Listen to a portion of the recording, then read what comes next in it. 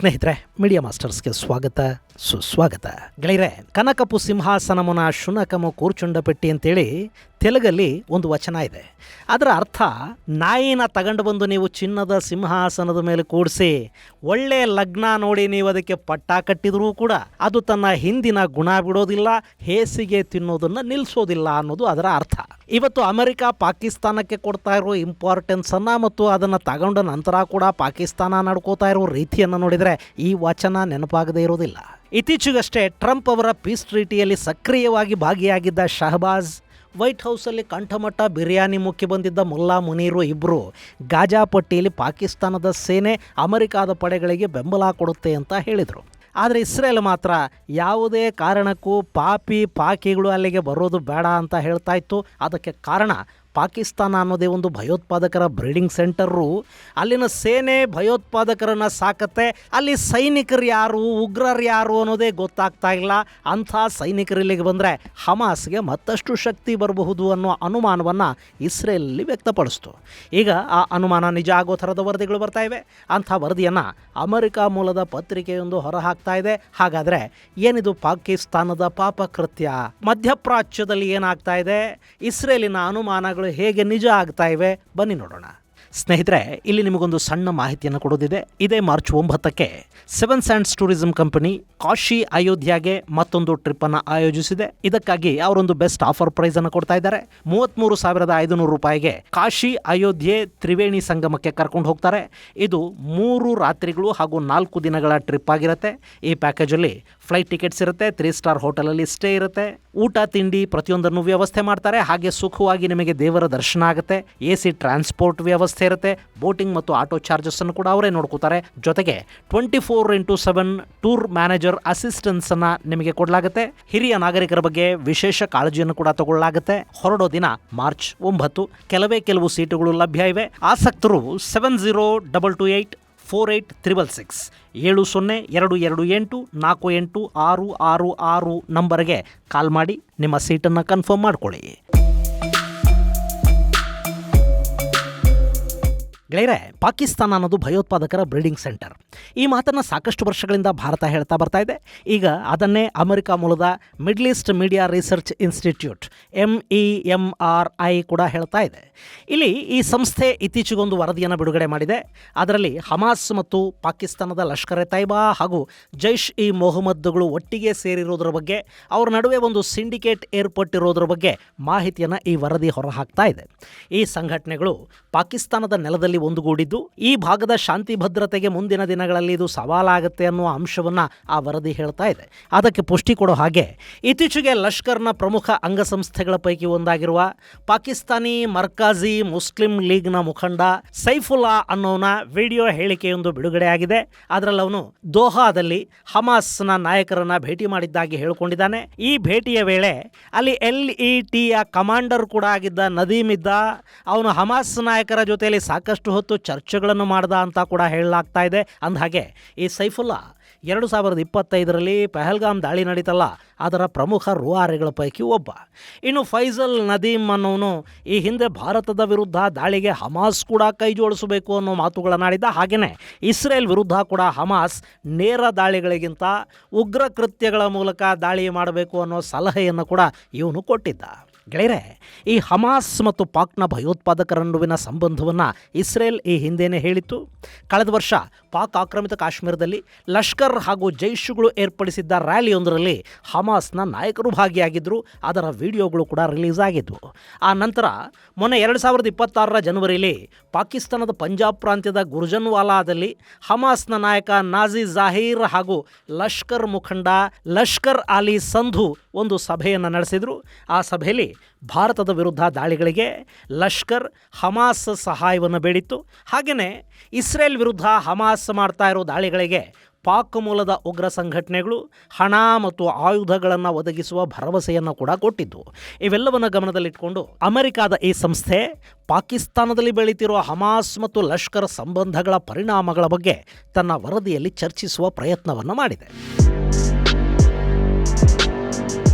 ಗೆಳೆಯರೆ, ಭಯೋತ್ಪಾದನೆ ಅನ್ನೋದು ಇಡೀ ಜಗತ್ತಿಗೆ ಒಂದು ಶಾಪ. ಯಾರ ವಿರುದ್ಧನೋ ಯಾವುದೋ ಒಂದು ದೇಶ ಉಗ್ರವಾದವನ್ನು ಪ್ರಮೋಟ್ ಮಾಡ್ತಾ ಹೋದರೆ ಅದರ ಪರಿಣಾಮಗಳು ಏನಾಗುತ್ತೆ ಅನ್ನೋದನ್ನ ಮಧ್ಯಪ್ರಾಚ್ಯದ ಸಾಕಷ್ಟು ದೇಶಗಳು ಹಾಗೆ ಪಾಕಿಸ್ತಾನ ಕೂಡ ಅನುಭವಿಸ್ತಾ ಇವೆ. ಮನೆಯೊಳಗಣ ಕಿಚ್ಚು ಮನೆಯ ಸುಟ್ಟಲ್ಲದೆ ನೆರೆ ಮನೆಯ ಸುಡುವುದೇ ಕೂಡಲ ಸಂಗಮ ದೇವ ಅನ್ನೋ ಮಾತನ್ನೇನು ಸುಮ್ಮನೆ ಹೇಳಿದಾರಾ? ಇನ್ನು ಪಾಕಿಸ್ತಾನದ ವಿಷಯದಲ್ಲಿ ಹೇಳೋದಾದ್ರೆ, ಆ ದೇಶ ಹುಟ್ಟಿದ್ದೇ ಭಾರತ ಮತ್ತು ಹಿಂದೂ ದ್ವೇಷದ ಆಧಾರದ ಮೇಲೆ. ಮತಾಂಧತೆಗೆ ಹುಟ್ಟಿದ ದೇಶ ದ್ವೇಷವನ್ನೇ ಹೊಟ್ಟೆ ತುಂಬಿಕೊಂಡು ಭಾರತವನ್ನು ನಾಶ ಮಾಡೋದಕ್ಕೆ ಉಗ್ರವಾದಕ್ಕೆ ಹಾಲೆರೆದು ಪೋಷಿಸ್ತು. ಅದರ ಪರಿಣಾಮವನ್ನು ಪಾಕಿಸ್ತಾನ ಇವತ್ತಿಗೂ ಅನುಭವಿಸ್ತಾ ಇದೆ. ಅಲ್ಲಿ ಈಗ ಪ್ರತಿನಿತ್ಯ ಉಗ್ರರ ದಾಳಿಗಳು ನಡೀತಾ ಇರುತ್ತವೆ. ಅವರೇ ಸಾಕಿದ ಹಾವುಗಳು ಈಗ ಅವರನ್ನೇ ಬೇರೆ ಬೇರೆ ರೂಪದಲ್ಲಿ ಕಚ್ಚೋದಕ್ಕೆ ಶುರು ಮಾಡಿವೆ. ಇಷ್ಟಾದರೂ ಪಾಕಿಸ್ತಾನ ಉಗ್ರರಿಗೆ ಬೆಂಬಲವನ್ನು ಕೊಡೋದನ್ನು ಬಿಟ್ಟಿಲ್ಲ. ಈಗ ಹಮಾಸ್ ಜೊತೆ ಮೀಟಿಂಗ್ಗಳನ್ನು ಮಾಡಿರೋ ಲಷ್ಕರ್ ಜೈಷುಗಳಿವೆಯಲ್ಲ, ಇವುಗಳ ಗಾಡ್ ಫಾದರ್ ಕೂಡ ಪಾಕಿಸ್ತಾನದ ISIನೇ. ಹೀಗಾಗಿನೇ ಪಾಕಿಸ್ತಾನದ ಸೇನೆಯನ್ನು ಕೂಡ ನಮ್ಮಲ್ಲಿ ಬಿಟ್ಕೊಳ್ಳೋದಿಲ್ಲ ಅಂತ ಇಸ್ರೇಲ್ ಹಠ ಹಿಡಿದು ಕೂತಿದೆ. ಇನ್ನು ಭಯೋತ್ಪಾದನೆ ಅನ್ನೋದಿದೆ ನೋಡಿ, ಅದಕ್ಕೆ ಹಿಂದೂ ಮುಸ್ಲಿಂ ವಿಶ್ವಾಸಿ ಅವಿಶ್ವಾಸಿ ಅನ್ನೋ ಭೇದ ಭಾವ ಇರೋದಿಲ್ಲ. ಈಗ ನೋಡಿ, ಮಧ್ಯಪ್ರಾಚ್ಯದಲ್ಲಿ ಕಾಫಿರರು ಯಾರೂ ಇಲ್ಲ. ಅಲ್ಲಿರೋರೆಲ್ಲ ಒಂದೇ ಮತದ ಅನುಯಾಯಿಗಳು, ಎಲ್ಲರೂ ವಿಶ್ವಾಸಿಗಳೇ. ಆದರೆ ಒಬ್ಬರ ನಡುವೆ ಒಬ್ಬರಿಗೆ ವಿಶ್ವಾಸನೇ ಇಲ್ಲ. ಅಲ್ಲಿ ಶಿಯಾ ಮತ್ತು ಸುನ್ನಿಗಳ ನಡುವೆ ಸಂಘರ್ಷ ನಡೀತಾ ಇದೆ. ಸಿರಿಯಾ, ಲೆಬನಾನ್, ಇರಾಕ್, ಯಮನ್ ಯಾವ ದೇಶ ಕೂಡ ಶಾಂತವಾಗಿಲ್ಲ.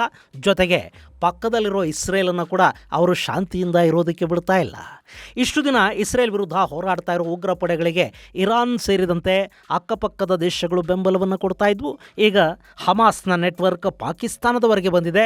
ಇದು ಮುಂದಿನ ದಿನಗಳಲ್ಲಿ ದೊಡ್ಡ ಸಮಸ್ಯೆಗೆ ಕಾರಣ ಆಗುತ್ತೆ ಅಂತ ಅಮೆರಿಕ ಮೂಲದ middle East media research institute ಹೇಳ್ತಾ ಇದೆ. ಇಲ್ಲಿ ಇದೇ ಮಾತನ್ನು ಇಸ್ರೇಲ್ ಈ ಹಿಂದಿನಿಂದಲೂ ಹೇಳ್ತಾ ಬರ್ತಾ ಇತ್ತು. ಇದೇ ಕಾರಣಕ್ಕೆ ಡೊನಾಲ್ಡ್ ಟ್ರಂಪ್ ಅವರ ಗಾಜಾ ಪ್ಲಾನ್ ಪ್ರಕಾರ ಪಾಕಿಸ್ತಾನ, ಕತಾರ್ ಹಾಗೂ ಟರ್ಕಿಗಳ ಸೇನೆಗಳನ್ನು ನೀವು ಬೇಕಾದರೆ ಅಮೆರಿಕಾಗೆ ಕರೆಸ್ಕೊಂಡು ದಾವತ್ತು ಕೊಟ್ಕೊಳ್ಳಿ, ಆದರೆ ನಾವು ಗಾಜಾದಲ್ಲವರಿಗೆ ಯಾವುದೇ ಕಾರಣಕ್ಕೂ ಅವಕಾಶವನ್ನು ಕೊಡೋದಿಲ್ಲ, ಅವರು ಯಾರನ್ನೂ ನಾವು ಒಳಗೆ ಬಿಟ್ಟುಕೊಳ್ಳೋದಿಲ್ಲ ಅಂತ ಇಸ್ರೇಲ್ ಹೇಳ್ತಾ ಬರ್ತಾ ಇರೋದು. ಇಲ್ಲಿ ಪಾಕ್ನ ಸೇನೆ ಗಾಜಾಗ ಬಂದರೆ ಅವರು ಹಮಾಸನ್ನು ನಿಯಂತ್ರಿಸೋದಕ್ಕಿಂತ ಹೆಚ್ಚಾಗಿ ಅವರಿಗೆ ಬೇಕಾದ ಸಹಾಯವನ್ನು ಮಾಡೋದಕ್ಕೆ ಶುರು ಮಾಡ್ತಾರೆ. ಆಮೇಲೆ ಹಮಾಸ್ ಉಗ್ರರು ಯಾರು, ಪಾಕಿಸ್ತಾನದ ಸೈನಿಕರು ಯಾರು ಗೊತ್ತಾಗದ ಗೊಂದಲ ಅಲ್ಲಿ ನಿರ್ಮಾಣವಾಗೋ ಸಾಧ್ಯತೆ ಇರುತ್ತೆ. ಹೀಗಾಗಿ ಪಾಕಿಗಳನ್ನು ನಾವು ನಂಬೋದಿಲ್ಲ, ಒಳಗೆ ಬಿಟ್ಕೊಳ್ಳೋದಿಲ್ಲ ಅಂತ ಇಸ್ರೇಲ್ ಹೇಳ್ತಾ ಇದೆ. ಹಾಗೆ ಪಾಕಿಸ್ತಾನ ಮತ್ತು ಇಸ್ರೇಲ್ ನಡುವೆ ಸ್ವಾಭಾವಿಕ ರಾಜತಾಂತ್ರಿಕ ಸಂಬಂಧಗಳು ಕೂಡ ಇಲ್ಲ. ಈ ಪಾಕಿಗಳು ಹೇಗೆ ಅಂದರೆ, ಅವರಿಗೆ ಉಮ್ಮಾದ ಮೇಲೂ ನಿಷ್ಠೆ ಇಲ್ಲ. ಯಾರಾದರೂ ಕಾಸು ಕೊಟ್ಟರೆ ಮುಸ್ಲಿಮರನ್ನು ಕೊಲ್ಲೋದಕ್ಕೆ ಅವರ ಸೈನ್ಯನ ಕಳುಹಿಸಿಕೊಡ್ತಾರೆ. ಇಸ್ರೇಲ್ ಪರ ಹೋರಾಟಕ್ಕೆ ತಮ್ಮ ಇಸ್ಲಾಮಿಕ್ ಸೇನೆಯನ್ನು ಹಣ ತಗೊಂಡು ಮಾರಾಟ ಮಾಡೋದಕ್ಕೆ ಪಾಕ್ ಸಿದ್ಧ ಇದೆ. ಆದರೆ ಇಸ್ರೇಲಿಗೆ ದೇಶದ ಮಾನ್ಯತೆಯನ್ನು ಕೊಡೋದಿಲ್ಲ. ಹಾಗೇನಾದರೂ ಕೊಟ್ಟುಬಿಟ್ರೆ ಇಸ್ಲಾಮಿಕ್ ದೇಶಗಳು ಸಿಟ್ಟು ಮಾಡಿಕೊಳ್ತವೆ, ಅಲ್ಲಿ ಅನ್ನ ಹುಟ್ಟೋದಿಲ್ಲ ಅನ್ನೋ ಭಯ ಕೂಡ ಅವರನ್ನು ಕಾಡ್ತಾ ಇದೆ. ಇವತ್ತಿಗೂ ಪಾಕಿಸ್ತಾನ ಇಸ್ರೇಲನ್ನು ಒಂದು ದೇಶ ಅಂತ ಗುರುತಿಸಿಲ್ಲ. ಅವರ ಪಾಸ್ಪೋರ್ಟ್ ಮೇಲೆ ಇದು ಇಸ್ರೇಲಿಗೆ ಅನ್ವಯವಾಗೋದಿಲ್ಲ ಅಂತಲೇ ಅವರು ಬರ್ಕೊಂಡಿರ್ತಾರೆ. ಇನ್ನು ಪಾಕಿಸ್ತಾನದ ಪಠ್ಯಪುಸ್ತಕಗಳಲ್ಲಿ ಹೇಗೆ ಭಾರತದ ವಿರುದ್ಧ, ಹಿಂದೂಗಳ ವಿರುದ್ಧ ದ್ವೇಷವನ್ನು ತುಂಬುತ್ತಾರೋ ಹಾಗೆ ಇಸ್ರೇಲ್ ಹಾಗೂ ಯಹೂದಿಗಳ ವಿರುದ್ಧ ಕೂಡ ದ್ವೇಷವನ್ನೇ ತುಂಬಿ ಅಲ್ಲಿನ ಮಕ್ಕಳನ್ನು ಬೆಳೆಸ್ತಾ ಹೋಗ್ತಾರೆ. ಅಲ್ಲಿ ಹಮಾಸ್ ಉಗ್ರರು ಕ್ರಾಂತಿಕಾರಿಗಳು, ದೈವ ಸೈನಿಕರು, ಇಸ್ರೇಲಿನ ಸೇನೆ ಸೈತಾನನ ಸೇನೆ ಅಂತಲೇ ಮಕ್ಕಳ ತಲೆಗಳಿಗೆ ವಿಷ ತುಂಬಲಾಗುತ್ತೆ. ಇದು ಬರೀ ಮದ್ರಸಾಗಳಲ್ಲಿ ಮಾತ್ರ ಅಲ್ಲ, ಅಲ್ಲಿನ ಶಾಲೆಗಳಲ್ಲಿ ಕೂಡ ಇದನ್ನೇ ಹೇಳ್ಕೊಡ್ತಾರೆ. ಇನ್ನು ಇಷ್ಟೆಲ್ಲ ಇಸ್ರೇಲನ್ನು ದ್ವೇಷ ಮಾಡೋ ದೇಶದ ಸೈನಿಕರು ಗಾಜಾಗ ಬಂದರೆ ಅವರು ಇಸ್ರೇಲ್ ಪರ ಕೆಲಸ ಮಾಡ್ತಾರಾ ಅಥವಾ ಇಸ್ರೇಲ್ ವಿರುದ್ಧನ?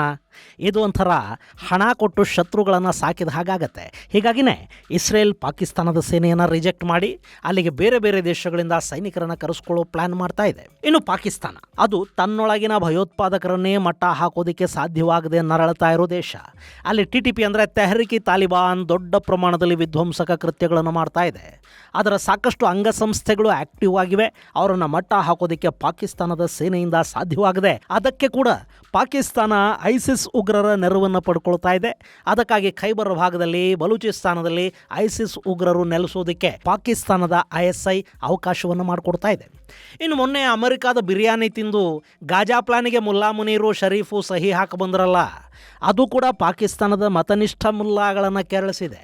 ಪಂಜಾಬಲ್ಲಿ ಇಷ್ಟು ದಿನ ಮದರಸಾ ಮಸೀದಿಗಳನ್ನು ನೋಡ್ಕೊಂಡು ತಲೆಗೆ ಮತಾಂಧತೆಯನ್ನು ಮಾತ್ರ ತುಂಬುತ್ತಾ ಇದ್ದ ಲಬೈಕ್ ಅನ್ನೋ ಸಂಘಟನೆ ಈಗ ತಾನು ಕೂಡ ಒಂದು ಉಗ್ರ ಸಂಘಟನೆಯನ್ನು ಸ್ಥಾಪಿಸಿ ಪಾಕಿಸ್ತಾನದ ಸೇನೆಯ ವಿರುದ್ಧ ಹೋರಾಟಕ್ಕಿಳಿಸಿದೆ. ತನ್ನಲ್ಲಿನ ಸಮಸ್ಯೆಗಳನ್ನು ಬಗೆಹರಿಸ್ಕೊಳ್ಳೋದಕ್ಕಾಗದ, ತನ್ನ ಉಗ್ರರನ್ನು ನಿಯಂತ್ರಿಸೋದಕ್ಕೆ ಸಾಧ್ಯವಾಗದ ಪಾಕಿಸ್ತಾನದ ಸೈನ್ಯ ಇಸ್ರೇಲ್ ಪರ ಗಾಜಾದಲ್ಲಿ ಇನ್ನೇನು ಕೆಲಸ ಮಾಡೋದಕ್ಕೆ ಸಾಧ್ಯ ಆದೀತು? ಇದು ಈಗ ಇಸ್ರೇಲ್ ಕೇಳ್ತಾ ಇರೋ ಪ್ರಶ್ನೆ. ಇದೇ ಸಂದರ್ಭದಲ್ಲಿ ಅಮೆರಿಕಾದ ಸಂಸ್ಥೆಯೊಂದು ಪಾಕಿಸ್ತಾನದಲ್ಲಿ ಶುರು ಆಗ್ತಾ ಇರೋ ಹಮಾಸ್ ಹೆಜ್ಜೆ ಗುರುತುಗಳ ಬಗ್ಗೆ ವರದಿ ಮಾಡಿದೆ. ಸೊ ಈಗ ಪಾಕಿಸ್ತಾನ ಇಸ್ರೇಲ್ ಹಾಗೂ ಅಮೆರಿಕಾಗಳ ವಿಶ್ವಾಸ ಗಳಿಸಬೇಕು ಅಂದರೆ ಜೈಷ್ ಹಾಗೂ ಲಷ್ಕರ್ಗಳನ್ನು ದಮನ ಮಾಡಬೇಕು. ಅವರೇ ಸಾಕಿದ ಹಾವುಗಳವು.